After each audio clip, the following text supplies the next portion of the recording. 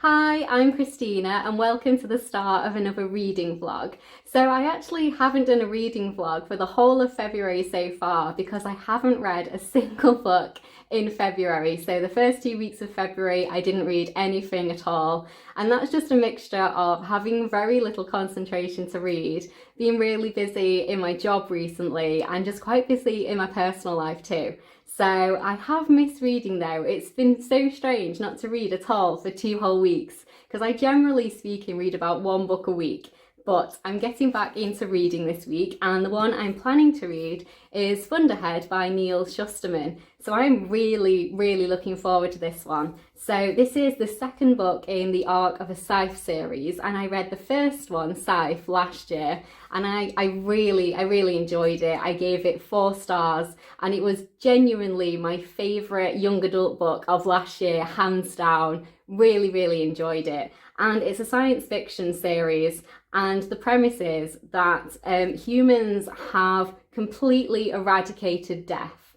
Death does not exist at all. Every single disease has been cured, and aging isn't a thing either, in the sense that when you get to a certain age, you can reset your age back to any age you want at all. So you can be kind of 80 and go back to 21 or whatever you want to do. So obviously people are living for thousands of years potentially. So the one thing they have to stop like ridiculous overpopulation is they have scythes in a scythedom, and they are the people that glean or kill people, and each scythe has a quota of people that they have to kill every year, and that is the only way that you can die in this universe.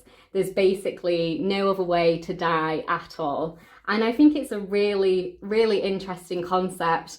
And I really enjoyed the first one, like I say. I thought it was a very interesting world that Neal Shusterman had built. And yeah, it was just an excellent piece of science fiction. So really looking forward to reading this one. And I've also purchased a few things recently, and they're not books because I've put myself on a book buying ban because I have too many unread books so far. And now that the libraries have reopened, I'm trying to use my library more. I have lots and lots of books in the library. I have about a dozen out at the moment, so that should keep me set for about 3 months, I guess. So that's like a lot of books that I have that I'm planning to read soon. But I bought myself some makeup recently just because I thought it'd be nice to have a little bit of a play around at home with some more like colours. So back when I was at uni, when I was younger, I used to love colourful eyeliner. I used to have like purple and green and blue and loads of different colours, and I absolutely loved it. And I also like putting colour in my hair, so I had like pink and blue and purple in my hair, and yeah, I really enjoyed it. And I thought lockdown is the perfect time to play around with colour again. So I bought myself a green eyeliner and a purple eyeliner, so that's quite exciting for me anyway. So I'm quite looking forward to playing around with eyeliners again. I haven't worn colourful eyeliner for genuinely since I've been at uni, so it's been a really long time. And I am thinking about putting colour in my hair too, and one of my friends in real life, one of my actual friends, is trying to put pink in her hair at the moment. But I think she did it once and the pink didn't take at all because I think her hair's a bit too dark and her hair's about the same colour as mine. We're both naturally blondes, and yeah, we have a similar hair colour. So I'm thinking if the pink didn't take on hers, it probably won't take on mine either, because when I used to have colour in my hair when I was younger, I was a lot blonder. I dyed it a lot blonder, so I think it was easier for the colour to take. So that was a very boring ramble about hair colour. Has anyone else got to the stage in lockdown where they're thinking of putting like colours in their hair, or completely changing your hairstyle, or maybe like cutting yourself like a fringe or whatever? Let me know. So yes, really looking forward to reading this book. I think it's going to be really good, and if I like it as much as the first one, then I think I'm going to be absolutely loving it. So yeah, I'm really looking forward to carrying on with this series. It's my absolute favourite series that I'm reading at the moment that I have kind of ongoing. So yeah, really looking forward to this one. And I forgot to say that I have a new phone. So this camera quality should be loads better than my previous vlogs and my previous videos. So I hope that it is. I hope that it's nice and clear and bright.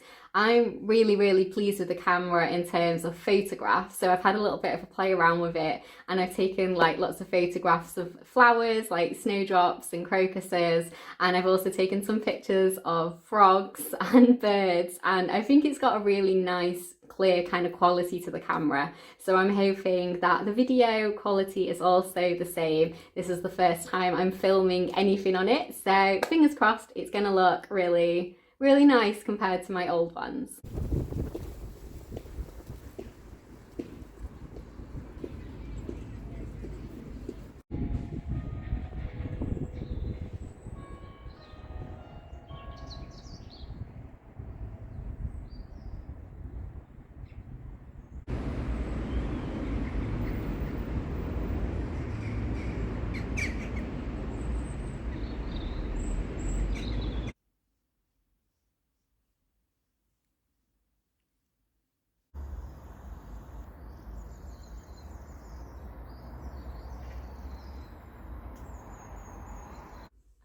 So I have finished Thunderhead and I really enjoyed this one. I'm giving it 5 stars. I actually like this one more than South.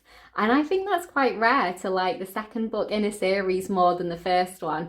I just thought this was really well done. There was a lot of politics in this, a lot of political intrigue, and I really thought he developed his characters really well, fleshed out a lot of characters.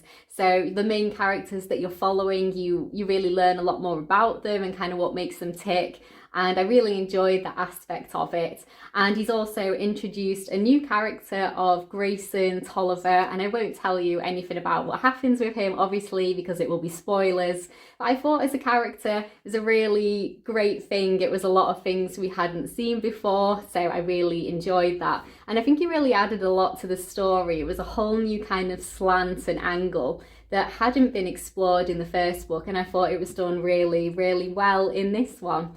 And in terms of, like I say, world building was excellent. We found out so much more kind of about the world in general and just about the history of the world as well, which I really liked. And another thing that I thought was excellent, so in the first book, you have diary entries from particular scythes. So some of the apprentice scythes, you've got Rowan and Citra, you get to read their diary entries. And you also get diary entries of different scythes like Faraday and Goddard. And I really like that. But this one, we have diary entries from the Thunderhead itself. So we don't have any diary entries at all from any of the scythes. We just have the narrative of the story and then alternating chapters with the Thunderhead's diary entries. And I thought that was excellent. I really like to see the Thunderhead as a character in itself. And it's really written really well, all of the diary entries from the Thunderhead. It makes a lot of really good points and it kind of makes you think, and you kind of see this piece of AI basically is developing a proper personality and has so many thoughts and feelings on things. And I thought it was written really well. And I'm definitely looking forward to reading the third book now. Like I say, I wasn't expecting to like it more than the first one. So the fact that I'm giving this one 5 stars, I think really speaks for itself. So yes, I'm gonna have to buy the third one because I looked on my library and they don't have the third one as a physical book. They just have it as like an ebook. And I don't really like reading ebooks on my phone. It's not something I like doing. It's not very nice for my eyes. So I like to read a physical book. So yes, I'm gonna have to buy that one now so that I can read the end, because yeah, really looking forward to it. I think this is likely to become my favourite YA series of a very long time. So before I'd read this one, I would have said that my kind of favourite kind of YA science fiction dystopian series would be obviously The Hunger Games and also the Red Rising series by Pierce Brown. I really like that. It's a lot of heavy science fiction, a lot of heavy kind of politics inside science fiction, and I really enjoyed it. I've read the whole series so far, and I'm looking forward to the new book that's going to be published at some stage, so I'm looking forward to that. And if you're interested in that one at all, I actually have a book review and discussion on the most recent one in the series. So I'll link that down below. But if you haven't read the series, don't watch it, because I discuss the book in general and like the plot and stuff. So there were spoilers, so don't spoil yourself. But if you'd like to just kind of get yourself up to date, it'd be a good video to watch. So yeah, really, really liking it. So I'm liking this one. This and Red Rising, my favourite YA series of recent times. So yes, very much looking forward to carrying on with this one. And I read it really quite quickly, considering I'd read a little bit before and then put it down for a while. So I went back to the beginning and started again. And yeah, it was really, really excellent. And it's quite a big book. It's over 500 pages. And yeah, I thought the best thing about it is seeing the view of the Thunderhead itself. I thought that was really, really well done, and I really liked it. So I'm not kind of sure whose kind of perspectives we're going to get in the third and final book, but very much looking forward to finding out. So the next book I'm planning to read is a horror, and yeah, I'm going to read a bit of horror. So I'm kind of trying to change my genre up after every book. So I'm kind of reading like a thriller, a contemporary, a contemporary like that. So yeah, I'm going to go from science fiction to horror and see what I think. So I said I was going to read a horror book, and I started one. So I started The Troop by Nick Cutter, and this is meant to be a really excellent horror. It's meant to be very horrifying. It's blurred by Stephen King, and I don't like it. I don't like it at all. So I read just a few pages and I was just like, this is not for me at all. I don't like it. It's just the way that it's written, I'm not connecting with the writing at all. So it started with a newspaper article, and then I didn't like the way the article was written. It was kind of irritating. I found it irritating. And then the next little bit, when you're actually seeing on the first chapter, the person, like the horrifying person, I was just like, I don't like it. It's definitely not for me. And I'm definitely trying to get better this year of, if I think a book isn't for me, just DNFing it and getting rid of it and just moving on to something better, because there's so many great books out there to read, and I have, like I say, a dozen sitting to be read. So I'm not going to waste my time on something that I just don't connect to and I don't like. And that seems to have happened quite a lot with horror. I'm not sure if it's really a genre that I really connect to. And I did want to know what was so horrifying about this, because it is really quite beloved on BookTube and everyone says how horrifying it is. And yeah, so I looked on Goodreads, I looked at all the spoilers on people's reviews and figured out what it was. And you know what? I'm pleased that I didn't read it, because I don't think I would have been that impressed with that, because yeah, no, not my cup of tea. So yes, that is my first DNF of the year. So bye to this one. So the book that I'm going to read next is going to be a contemporary book. I said I was going to alternate between genres, so I don't read like too many thrillers in one go like I did last year. I read so many thrillers and I got a little bit bored of them, so I want to expand my reading taste a bit. So I'm going to pick a contemporary first, and it's the only one left really on my February TBR, because the other one I have is a science fiction, and obviously Thunderhead was the science fiction. So I'm going to pick The Curious Charms of Arthur Pepper by Phaedra Patrick. So this looks so lovely and just so charming and wholesome and kind of heartwarming, and I'm really looking forward to this one. So the premise is, you have this man called Arthur, and he has been quite recently widowed, and it's the 1 year anniversary of his wife's death, and he's found himself just very isolated and very lonely, and obviously he's grieving. He's kind of further away from his children, in the sense that one of his son lives in Australia with his new family, with his wife and his children, so he's obviously very busy. He's running a business, and they live in York in the UK, in Yorkshire. And his daughter is also quite busy. She's a primary school teacher. She's got her own life. And one really sad thing is that neither of the children went to his wife's funeral for one reason or another, and that's kind of put this kind of barricade up between them as a family, so they don't really feel as close to each other, because he's really upset that they didn't come to the funeral. Obviously he doesn't really know the reasons, but it's something that's really upsetting, so it's kind of tarnished their relationship a little bit. So on the 1 year anniversary of her death, he has decided to clear out her wardrobe and clear out all of her belongings and kind of donate her clothes and all the possessions and just try and like move on. That was the idea he's trying to do. And as he's doing this, he finds this charm bracelet, and it's a really beautiful piece of jewelry. It's gold, and some of the charms on it look very expensive. They have kind of some, you know, expensive jewels in them. And the first one he notices is a little elephant, and the elephant has a phone number on it, and he thinks he's going to ring the phone number and see kind of who answers. And then this kind of sets him off on a journey to discover more things about his wife that he never knew, and obviously things about himself too. And I just think it sounds really, really cute. And I think it's going to be quite lovely. And I found this book. I haven't heard anyone talk about it on BookTube, or particularly I haven't heard much hype about it at all. It's not got many reviews on Goodreads, but I googled books similar to Eleanor Oliphant is Completely Fine, because that was my absolute favourite book of last year. I really, really enjoyed it. And this one popped up, and I thought, yeah, I'm definitely going to give it a go, because I want to read more stuff that I really, really love. And if I loved one that was very similar, you know, maybe if it has similar themes, maybe I'm going to enjoy it. So yeah.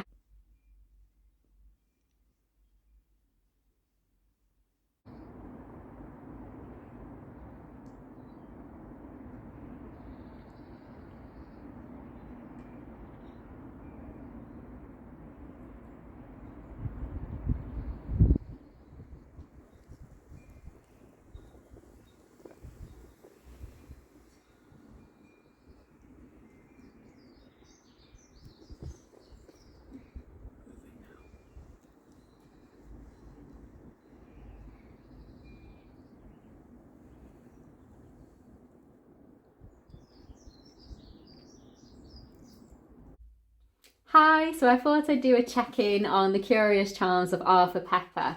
So I have read 186 pages, so I am literally just halfway through the book now. So I was really enjoying the beginning. I really liked getting to know Arthur as a character and just seeing how he was trying to live after losing his wife, and just seeing all the different kind of idiosyncrasies about him, and also learning a little bit more about some of the other characters. So he has a neighbour who kind of pops around to see how he's doing, and she always leaves like baked goods for him, like sausage rolls and stuff. And there was a couple of little funny bits where he said that she'd popped some sausage rolls through his like letterbox, and he was taking the pastry off the carpet for ages and ages. So she's trying to do all of these things for him, and she's like posting through leaflets about little like clubs that you might be interested in, trying to get him out of the house and like talking to people again, and trying to, you know, just kind of get him back into talking with people and not being so isolated and alone. And it started really lovely, like I say,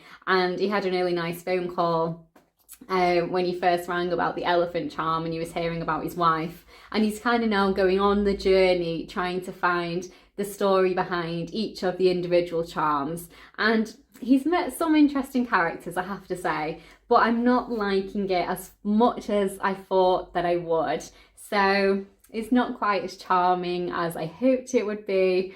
And yeah, I'm liking it, but so far it isn't anything special for me. It's just kind of reading as maybe just kind of a good 3-star read. It's nothing like super special. As I'm saying, at the beginning I was really enjoying it, and the more I've kind of gone on, the less I am liking it. But hopefully it's still got time to pick up at the end, and let's just hope it gets a little bit better. So I want to say that it's good. I don't really know how I feel about it yet. So I'm going to wrap up the vlog here, because I won't be reading anymore now, and then I'll be starting a new vlog to talk about how I felt about this one when I finished it. So thank you so much for watching. If you'd like to see more of me talking about books, please do subscribe. If you've read any of the books that I've spoken about, please do let me know your thoughts on them so we can chat about it in the comments, and let me know what's been your favourite book that you've read in February. I'd love to know what you've been reading. Bye!